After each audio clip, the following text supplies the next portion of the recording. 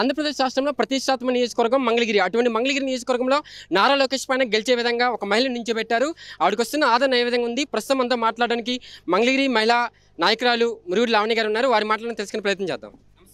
నమస్తే. చెప్పండి, ప్రజల్లోకి వెళ్తున్నారు, ఎటువంటి స్పందన వస్తుంది? ముఖ్యంగా చాలా ఆరతలు కూడా పడుతున్నారు. లోకేష్ పైన మీకు ఎలా ఉండబోతుంది యొక్క పోటీ అంటే?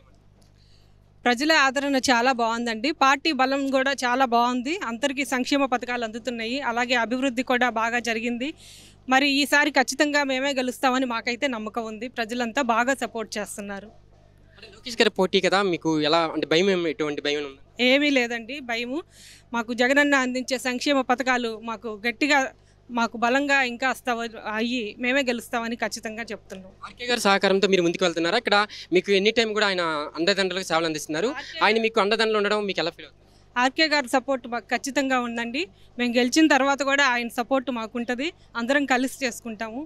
ఆయన సలహాలు సూచనలు ఖచ్చితంగా తీసుకుంటాము. ప్రజలకు వస్తున్న ఆదరణ ముఖ్యమంత్రి పైన రాయి విసిరారు, మీరేం చెప్తారు? రాష్ట్రంలో మరి జగనన్న చేసే సంక్షేమ పథకాలు అందరికి హృదయాల్లో కూడా నిలిచిపోయినాయి. అందరూ కూడా జగనన్న సీఎం కావాలని కోరుకుంటున్న నేపథ్యంలో మరి బస్సు యాత్ర కూడా బాగా విజయవంతంగా సాగుతుంది. దాన్ని చూసి ఓర్వలేకే మరి ఇలాంటి రాయి వేసి విసరటం ఇట్లాంటివి చేశారు. వీటిని మేము బాగా ఖండించాము. ప్రతి ఒక్కరూ కూడాను ఖండించాలి.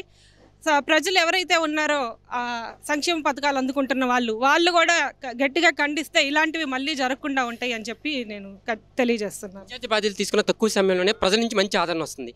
ఖచ్చితంగా ఇక్కడ ఎమ్మెల్యే మీరేనా అనుకుంటారు? ఖచ్చితంగా నేనే అవుతాను ఎమ్మెల్యే. ఖచ్చితంగా నేనే అవుతాను. ప్రజలందరూ నన్ను భారీ మెజారిటీతో గెలిపించాలని కోరుకుంటున్నాను. గెలిపిస్తారని మేమే అనుకుంటున్నాం. సమస్య లేని ఇల్లు ఉండదు, పరిష్కారం లేని సమస్య ఉండదు. బంధాలు గొప్పవి, బాధలు చిన్నవి.